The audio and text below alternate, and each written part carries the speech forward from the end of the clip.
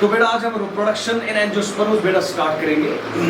बहुत ही easy chapter है, मैंने कल भी बेटा बताया आपको, थोड़ा बेसिक्स बेटा मैंने इसके बारे में दिया और खासकर मैंने कहा था कि फ्लावर के बारे में कुछ टर्मिनोलॉजी बेटा है, अगर आप चाहोगे तो आप 11th में उस टर्मिनोलॉजी को बेटा रिपीट करोगे। तो आज हम बेटा स्ट्रेट फॉरवर्ड जो आज का लेक्चर होगा बेटा वो हमारा लेक्चर होगा ऑन द एंड्रोइशियम। तो आज हम बेटा डायरेक्टली स्टार्ट करेंगे फ्रॉम द एंड्रोइशियम। तो कल भी बेटा मैंने कहा था कि एंड्रोइशियम जो बेटा है, अगर फ्लावर में देखेंगे बेटा तो एंड्रोइशियम फ्लावर का male reproductive part, it is the male reproductive part of flower, it is the male reproductive part of flower.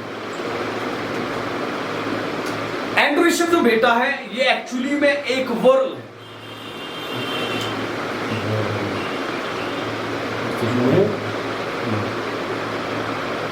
मैं सामने हूं ना बेटा, बुझना क्यों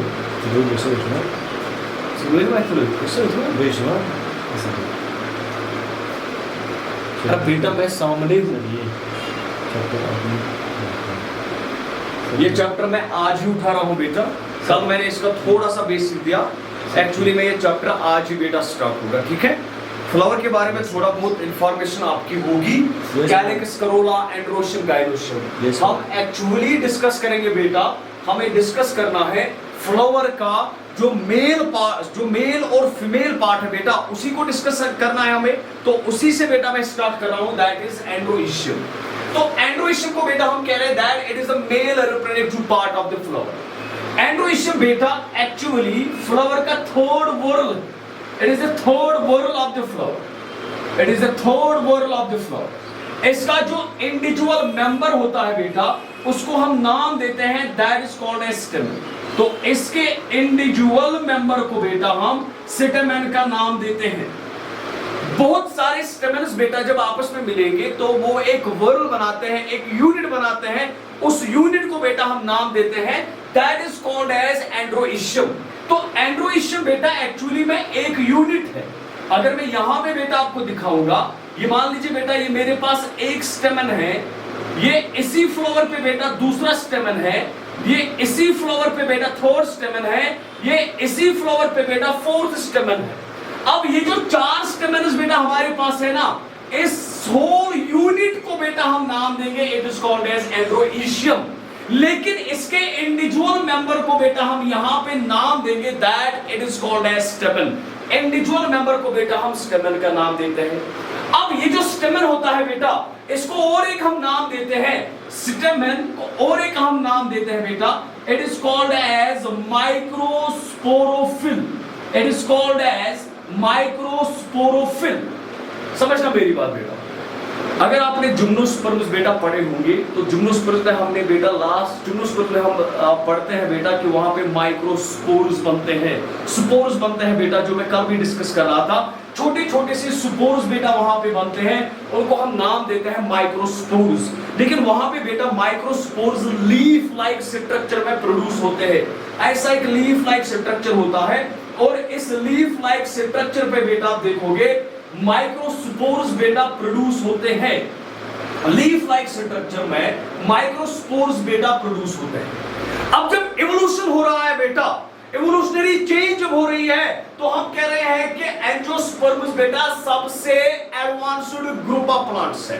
तो जब इवोल्यूशनरी चेंज बेटा हो रही है, यही माइक्रोस्पोरोफिल आप देखोगे दैट इट गेट्स चेंज्ड और it gets converted into the stamen. That is why कि हम यहाँ पे इसको और एक नाम देते हैं that is called as a microsporophyll. इसलिए बेटा मैं बार बार कह रहा हूं कि आपकी नॉलेज जो होनी चाहिए वो बेसिक से होनी चाहिए। जो प्रीवियस आपने पढ़ा होगा उसके बारे में आपको पता होना चाहिए, क्योंकि कुछ चैप्टर्स बेटा आपस में कनेक्टेड होते हैं। For example reproduction of the angiosperms is connected with the reproduction of the gymnosperms, क्योंकि हम प्लांट किंगडम में इवोल्यूशनरी चेंजेस भी बेटा पढ़ रहे हैं। इवोल्यूशनरी चेंजेस के साथ साथ बेटा हम देख रहे हैं क्या हो रहा है। तो यहां तक बेटा हम पढ़ रहे हैं कि इसको हमने और एक नाम दिया, it is called as a microsporophyll. अब अगर बेटा स्टेमन को देखेंगे, हम एक स्टेमन को देखेंगे तो एक स्टेमन में बेटा दो पार्ट्स होते हैं। एक स्टेमन में बेटा दो पार्ट्स होते हैं, एक्चुअली तीन पार्ट्स होते हैं। एक पार्ट होता है बेटा that is called as filament, और दूसरा पार्ट बेटा होता है that is called as anther, उसको बेटा हम एंथर का नाम देते हैं। और एक पार्ट होता है बेटा उसको हम नाम देते हैं that is called as connective, उसको बेटा हम कनेक्टिव का नाम देते हैं। तो मैं यहां पे बेटा एक स्टेमन की डायग्राम बनाऊंगा और उस डायग्राम से आपको पता चलेगा बेटा कि हम क्या पढ़ रहे हैं। तो चले बेटा एक स्टेमन को बेटा हम यहां पे बाहर निकालेंगे, ठीक है बेटा। ये मान लीजिए बेटा ये हमारे पास एक स्टेमन है और उस स्टेमन का बेटा ये पार्ट जो है it is the filament of the स्टेमन, it is the filament of the स्टेमन। ये पार्ट, इस पार्ट को बेटा अगर देखेंगे तो हम कहेंगे बेटा इस पार्ट को हम नाम देंगे it is the filament of this स्टेमन। अगर इस फिलामेंट को बेटा देखेंगे, पहले बात को समझना अच्छे से, इस फिलामेंट को बेटा देखेंगे इसमें दो एंड्स होते हैं। एक एंड जो यहां पे होता है इसको हम बेटा नाम देते हैं डिस्टल एंड, और यहां पे दूसरा एंड होता है बेटा इसको नाम देते हैं बेटा प्रॉक्सिमल एंड, इसको बेटा हम प्रॉक्सिमल एंड का नाम देते हैं। अगर स्टेमन को बेटा इसके पॉइंट्स में बेटा साथ साथ मैं लिखूंगा यहां पे, स्टेमन जो है ये जो फिलामेंट है इसमें दो, एक डिस्टल एंड है और एक आपको प्रॉक्सिमल एंड मिलेगा, समझना मेरी बात। जो स्टेमन का डिस्टल एंड होता है बेटा, इसका जो डिस्टल एंड है, डिस्टल एंड बेटा कनेक्ट होता है, इट इज कनेक्टेड विद, किसके साथ कनेक्ट होता है, it is connected with thalamus. ये बेटा थैलेमस के साथ कनेक्ट होता है, थैलेमस, ये बेटा थैलेमस के साथ कनेक्ट होता है, या तो ये बेटा पेटल या सेपल के साथ बेटा कनेक्ट होता है। क्योंकि अगर हम फ्लावर को देखेंगे बेटा उसमें यहां पे बेटा आपको थैलेमस मिलेगा, इस थैलेमस से बेटा सारे वर्ण जो फ्लावर के होते हैं वो थैलेमस से बेटा अराइज होते हैं। तो ये जो डिस्टल पार्ट होगा बेटा ये थैलेमस के साथ यहां पे ऐसे अटैच होगा और फिर इसके ऊपर बेटा हम एंथर्स दिखाएंगे। लेकिन कभी कभी बेटा फ्लावर्स में क्या होता है, कभी कभी यही स्टेमन्स बेटा, अगर मैं यहाँ पे एक पेटल बेटा दिखाऊंगा, ये हमारे पास एक पेटल है, इस पेटल से बेटा यहाँ पे आप देखोगे स्टेमन ऐसे निकलेगा, तो उस वक्त हम कहेंगे बेटा ये स्टेमन जो है it is attached with this petal और it can be attached with this sepal. Clear बेटा, यहां तक बात क्लियर है। अब जो इसका डिस्टल पार्ट है बेटा, इसका जो इस डिस्टल पार्ट हमने पढ़ा, इसका जो प्रॉक्सिमल पार्ट है बेटा, इसका प्रॉक्सिमल पार्ट बेटा यहां पे कनेक्ट होता है विद दीस टू लोब्स, जिनको हम बेटा नाम देते हैं एंथर्स, जिनको बेटा हम एंथर्स का नाम देते हैं। क्लियर बेटा, तो ये हमने फिलामेंट के बारे में पढ़ा। अब दूसरी बात यहां पे बेटा देखेंगे एंथर्स क्या होते हैं, what are the anthers, anthers क्या होता है बेटा, ठीक है। एंथर्स भी यहां पे बेटा कहूंगा ये बहका मोनी थिमसरे में एंथर्स शासन, these are actually the swollen part of the stamen। तो मैं यहां पे कह सकता हूं बेटा एक्चुअली में ये swollen part of stamen है, ये stamen का swollen part है। एक पॉइंट में भूल गया बेटा फिलामेंट में, फिलामेंट जो बेटा होता है फिलामेंट सिटेराइल पार्ट होता है स्टेमन का, सिटेराइल पार्ट ऑफ स्टेमन, ये स्टेमन का सिटेराइल पार्ट होता है। अब ये जो एंथर्स बेटा हमारे पास यहाँ पे है, समझना मेरी बात, एंथर्स होते हैं बेटा इनमें दो लोब्स प्रेजेंट है, ये एक लोब है और ये इसके साथ बेटा दूसरा लोब अटैच्ड है। तो मैं कह सकता हूं बेटा जो एंथर्स होते हैं दीज आर बाइलोब्ड, कह सकता हूं मैं कि ये बाइलोब्ड है, उसका मतलब हुआ बेटा इसमें दो लोब्स बेटा प्रेजेंट होते हैं। अब समझना मेरी बात, एक लोब को, ये जो एक लोब यहां पे है और एक लोब बेटा इस तरफ है, एक लोब को हम बेटा नाम देते हैं दैट इज कॉल्ड एज थीकस, उसको बेटा हम थीकस का नाम देते हैं। तो इसमें कितने लोब्स हैं, दो लोब्स, तो बाइलोब्ड भी कह सकते हो, लेकिन लोब्स को दूसरा नाम भी देते हैं, दीज आर कॉल्ड एज थीकस। तो उसका मतलब है हम इनको बेटा डाइथीकस का नाम भी दे सकते हैं। So I can say that the anthers are bilobed, or I can say that these are dithecus। Di का मतलब है बेटा टू। क्लियर बेटा, समझना बात को अच्छे से। क्योंकि यहां से बेटा इसका बेसिक स्टार्ट हो रहा है। क्लियरली बात को समझना बेटा, मेरे पास यहाँ पे दो एंथर लोब्स है, ये दो एंथर लोब्स है बेटा, ठीक है, ये ऐसे प्रेजेंट होते हैं और इनके साथ यहाँ पे बेटा आप देखोगे एक फिलामेंट बेटा अटैच होता है। तो एंथर्स में अभी कह रहा हूं बेटा बाइलोब्ड है या डाइथिकस है। अगर फिर से बेटा देखेंगे एंथर के अंदर की तरफ से बेटा देखेंगे, एक लोब में बेटा आपको दो चैम्बर्स मिलेंगे। इस लोब में बेटा दो चैम्बर्स ऐसे मिलेंगे बेटा, इस लोब में बेटा आपको दो चैम्बर्स ऐसे मिलेंगे। समझना मेरी बात, समझना मेरी बात। ये जो चैम्बर्स बेटा होते हैं, ये जो चैम्बर्स इस एंथर के अंदर होते हैं बेटा, एक लोब में दो होते हैं। इन चैम्बर्स को बेटा हम नाम देते हैं that these are called as pollen sacs. इनको बेटा हम पोलन सैक्स का नाम देते हैं, या तो बेटा हम इनको दूसरा नाम देते हैं that these are called as microsporangia. इनको बेटा हम माइक्रोस्पोरेंजिया का नाम भी देते हैं। समझना बात को, मैं कह रहा हूं एक लोब में बेटा दो दो चैम्बर्स है, एक चैम्बर को मैं नाम दे रहा हूं these are called as pollen sacs, या तो इनको बेटा हम नाम देते हैं माइक्रोस्पोरेंजिया। पॉइंट को बेटा यहां पे पकड़िए, मैं कह रहा हूं माइक्रोस्पोरेंजिया। मैंने कल भी बेटा आपसे कहा था कि एंजियोस्पर्म्स की प्लांट बॉडी जो है बेटा, एंजियोस्पर्म्स की प्लांट बॉडी स्पोरोफाइट है। अगर इसकी प्लांट बॉडी स्पोरोफाइट है बेटा, तो ये स्टेमेन जो यहां पे है ना, ये भी बेटा अभी तक डिप्लॉयड ही है, तो ये भी बेटा अभी तक स्पोरोफाइट है। और मैंने कहा था कि स्पोरोफाइट का एक ही काम है, it has to produce microspores. इनको बेटा माइक्रोस्पोर्स प्रोड्यूस करने हैं, ना तो इनको यहां पे हम नाम देते हैं पोलन ग्रेन्स। सो मैं कह सकता हूं बेटा कि ये जो पोलन सैक्स होते हैं, इन पोलन सैक्स के अंदर बेटा माइक्रोस्पोर्स प्रोड्यूस होते हैं, या हम कहते हैं कि इनके अंदर बेटा पोलन ग्रेन्स बेटा प्रोड्यूस होते हैं, जिसको हमें आगे जाके पढ़ना है। क्लियर बेटा? तो मैं कह रहा हूं यहां पे पोलन सैक्स और माइक्रोस्पोरेंजिया है।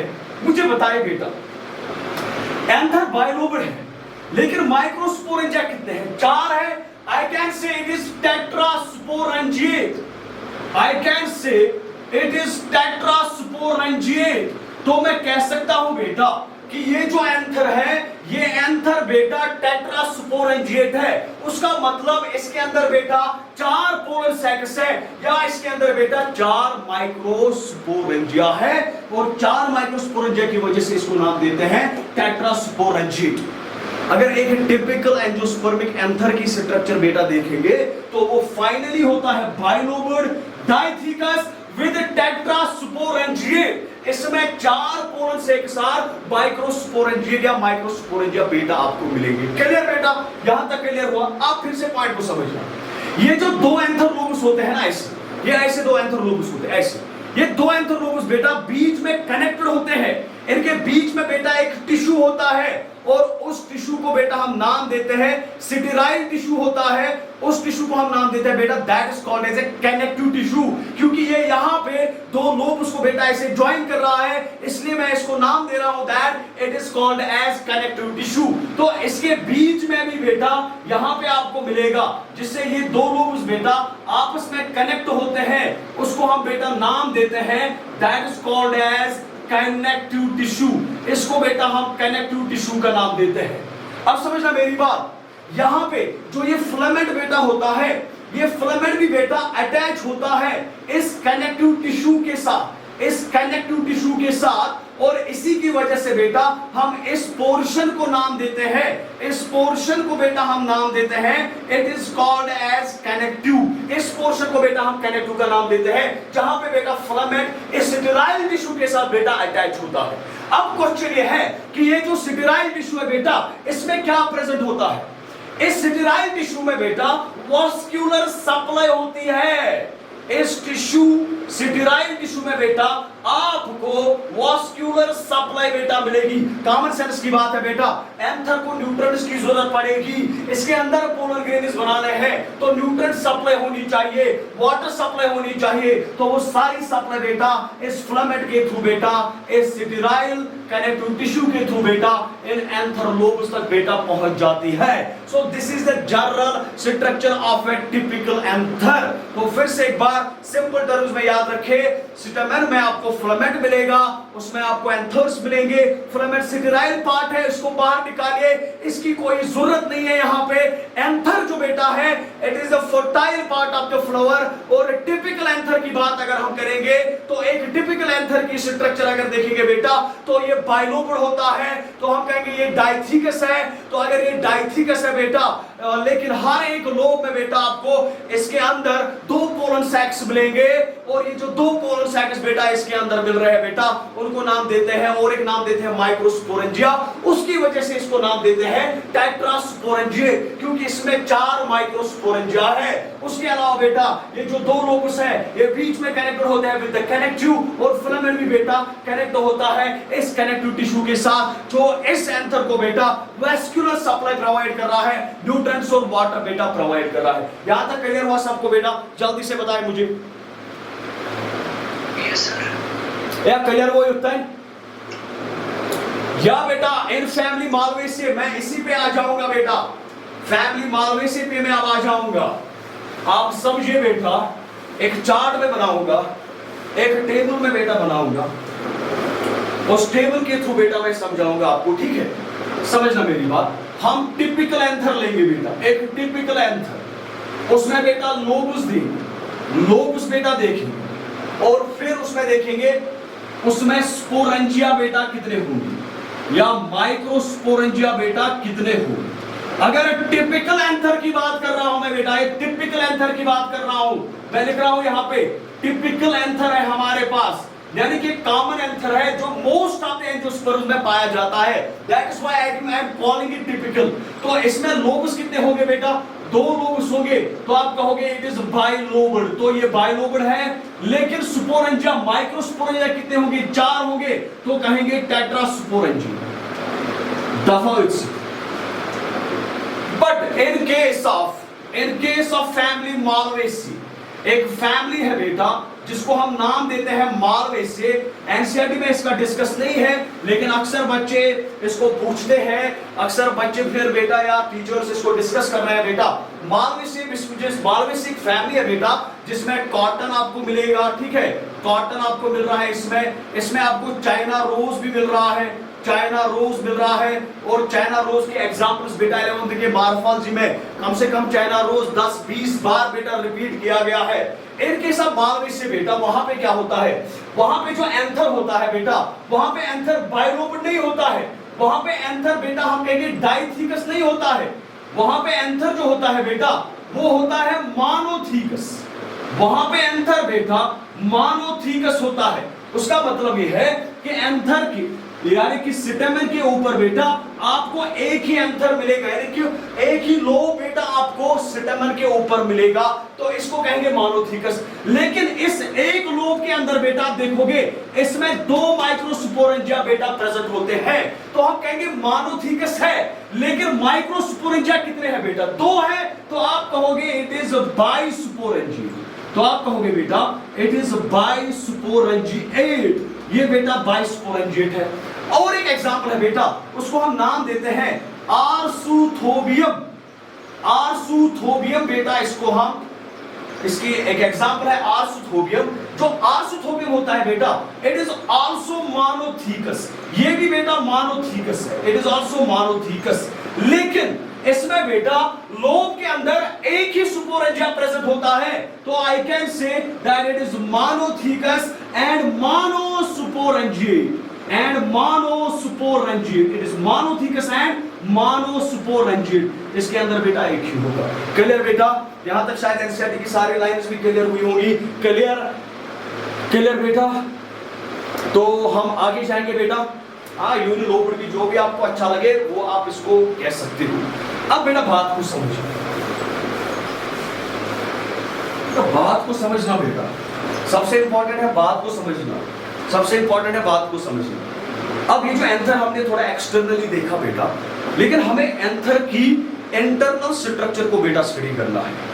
हमें एक एंथर को बेटा ऐसे लेना है, अभी मैं कह रहा था ये बाइलोबड था, ये बेटा ऐसे था, लेकिन अब हमें क्या करना है, ऐसे कनेक्टेड थे एक दूसरे के साथ, लेकिन अब हमें क्या करना है बेटा, हमें इसका एक क्रॉस सेक्शन ऐसे करना है। क्रॉस सेक्शन करने के बाद हमें देखना है कि एंथर के अंदर बेटा क्या क्या प्रेजेंट है।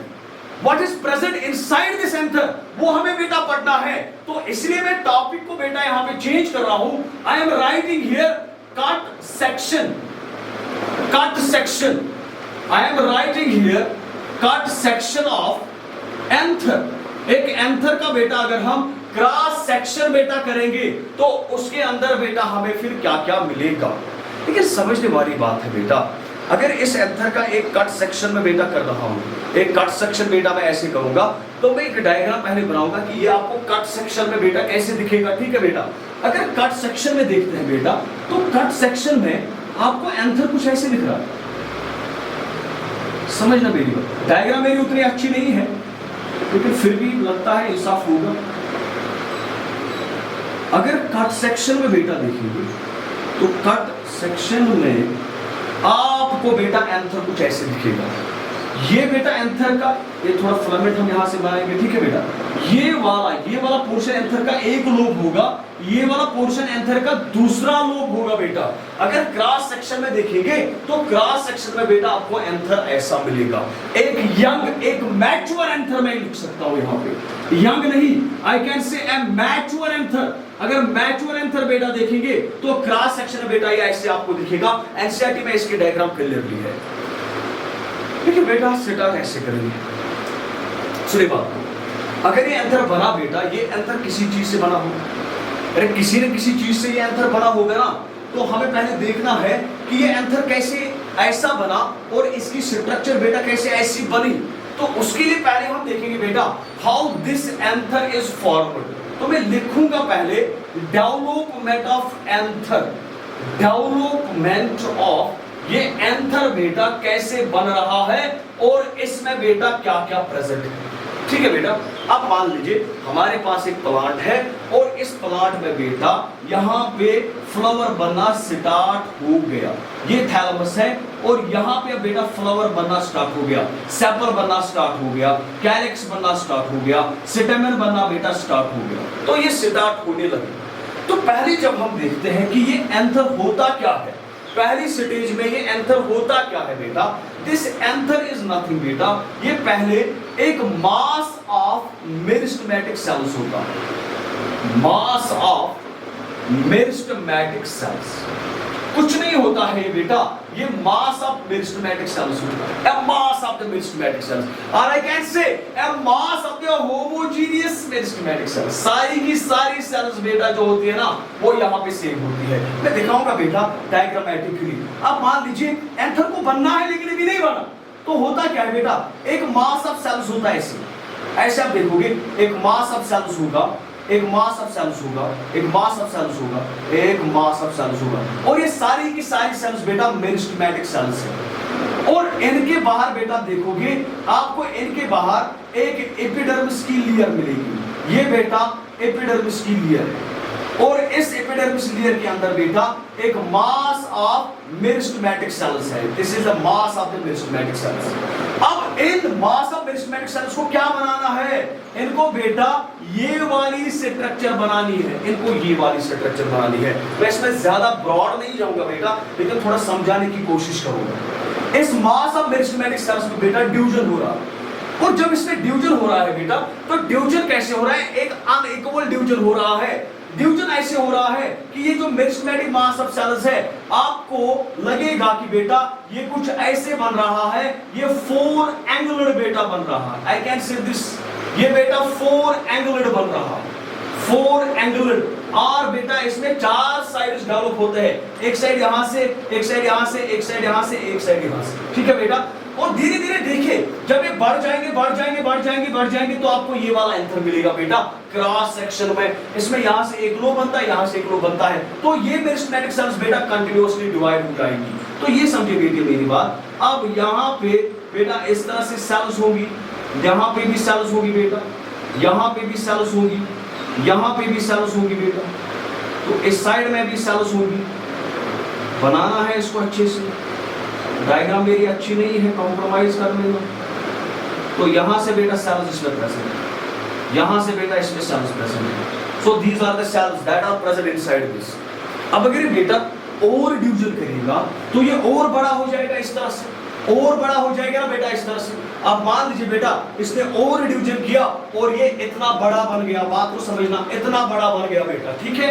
और ये वाली लेयर बाहर की तरफ एपिडर्मिस है और अंदर की तरफ बेटा हम कह रहे हैं अंदर की तरफ बेटा बहुत सारी सेल्स है, बहुत सारी सेल्स है। इसको बनाना जरूरी है बेटा क्योंकि मुझे पॉइंट इसी से सिखाना है। इससे बेटा मुझे पॉइंट जो है, इससे बेटा मुझे सेल्स को मुझे दिखाना है बेटा, ठीक है। तो यहाँ से बेटा इनमें सेल्स रखते हैं, ठीक है, ऐसे सेल्स रखते हैं, ऐसे सेल्स रखते हैं, ठीक है बेटा। तो यहाँ तक हम कह रहे हैं बेटा अभी मेरिस्टम इतना बड़ा हो गया, अब ये एंथर बेटा इतना बड़ा हो गया। अब समझना मेरी बात, ये जो 4 कॉर्नर्स बनते हैं, corner first, corner second, corner third and corner fourth, इस पॉइंट को बेटा अच्छे से समझना please. Corner first, corner second, corner third, corner fourth, ठीक है बेटा।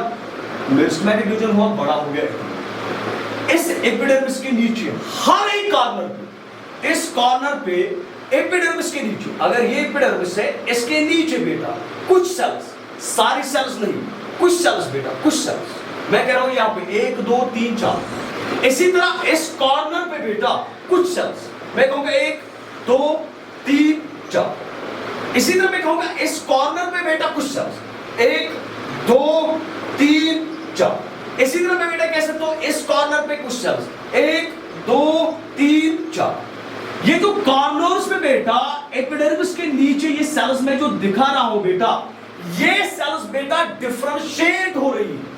क्या हो रही है बेटा? डिफरेंशिएट हो रही है।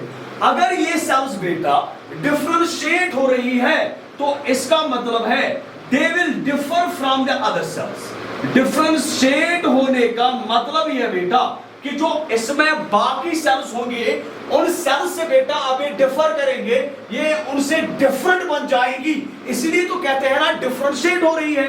अब ये जो सेल्स इसमें डिफरेंशिएट हो रही है एवरी कॉर्नर पे, हर एक कॉर्नर पे, इन सेल्स को बेटा हम नाम देते हैं these are called as archesporial cells. इनको बेटा हम आर्किसुपोरियल सेल्स का नाम देते हैं। बात को समझना, क्या नाम देते हैं बेटा? आर्किसुपोरियल सेल्स। वी वापर और वत्री वी दिस का सूत्र है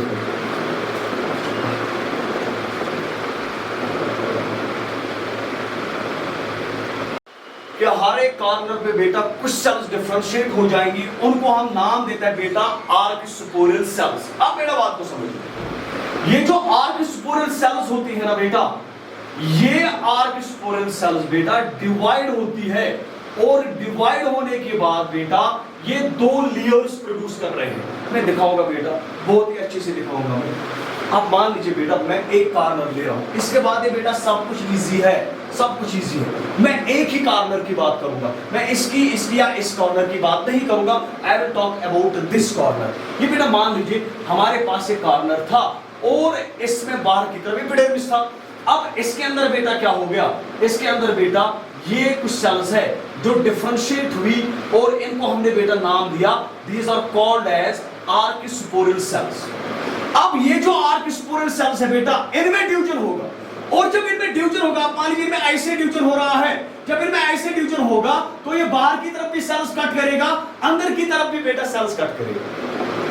आप समझ लो मेरी बात। अगर इस सेल को बेटा ऐसे डिवाइड करेंगे, ये बाहर की तरफ भी सेल ऐड करेगा, अंदर की तरफ से बेटा सेल्स ऐड करेगा, तो अंदर की तरफ भी एक लेयर ऐड करेगा, बाहर की तरफ भी बेटा एक लेयर ऐड करेगा। यहाँ पे डिवीजन होता है that is called as anticlinal and periclinal division, लेकिन वहां पे आपको नहीं जाना है। तो नटशल में बेटा यहाँ पे कहूंगा तो 2 लेयर्स बन जाती है। एक लेयर बेटा आपको बाहर की तरफ मिलेगी और एक लेयर बेटा आपको अंदर की तरफ बेटा ये वाली लेयर मिलेगी। जो बाहर की तरफ लेयर बनती है बेटा इसको नाम देते हैं प्राइमरी पैराइटल लेयर। इसको नाम देते हैं बेटा primary parietal layer, primary parietal layer. तो इसको हम नाम देंगे प्राइमरी पैराइटल लेयर। जो अंदर की तरफ बेटा लेयर बन रही है उसको नाम देते हैं सुपोरोजिनस लेयर। उसको बेटा हम सुपोरोजिनस लेयर का नाम देते हैं, सुपोरोजिनस लेयर। तो हर एक कॉर्नर पे बेटा ऐसा ही होगा, यहां पे भी एक लेयर बाहर की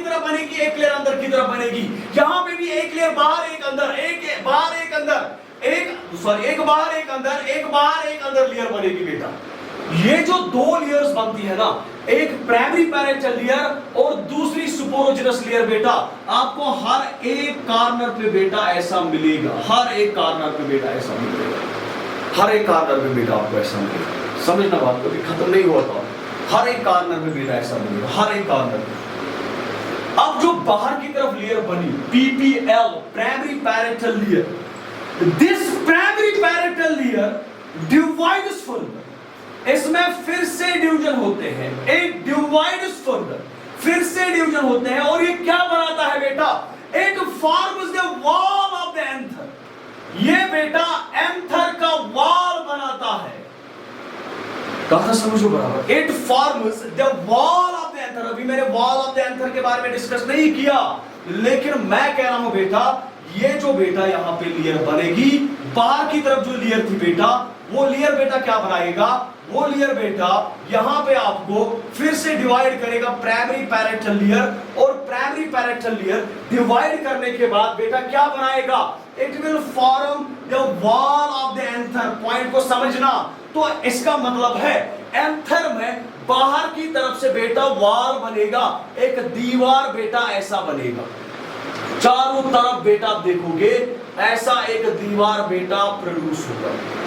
समझना बात को, चारों तरफ आप देखोगे ऐसा एक दीवार बेटा प्रोड्यूस होगा।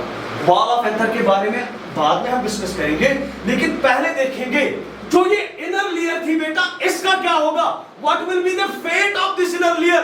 जो इनर लेयर यहां पे बेटा है, जिसको मैंने नाम दिया सुपोरोजिनस लेयर। क्या नाम दिया, सुपोरोजिनस लेयर।